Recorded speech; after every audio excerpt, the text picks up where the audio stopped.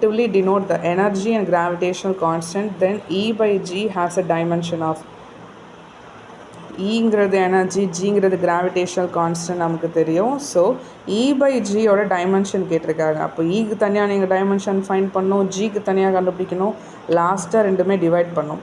இப்போ இ அப்படின்னா ½ mv² நமக்கு ஃபார்முலா தெரியும்.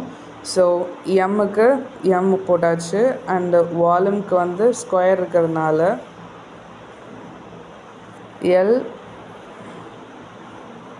எல் ஸ்கொயர் டி மைனஸ் 2 போட்டிருக்கோம்.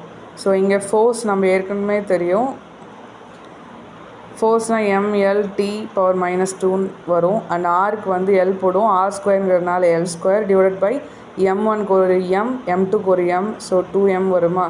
ஸோ இதெல்லாம் சால்வ் பண்ணிங்கன்னா உங்களுக்கு இந்த ஆன்சர் வரும். ஸோ அது ஸ்ட்ரெயிட்டாகவே இங்கே மென்ஷன் பண்ணியாச்சு.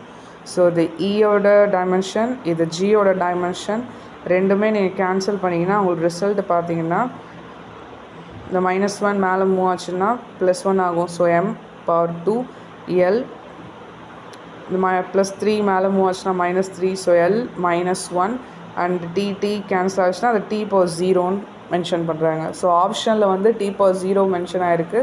அப்போ இந்த ஆப்ஷன் தான் நம்ம சூஸ் பண்ணோம்.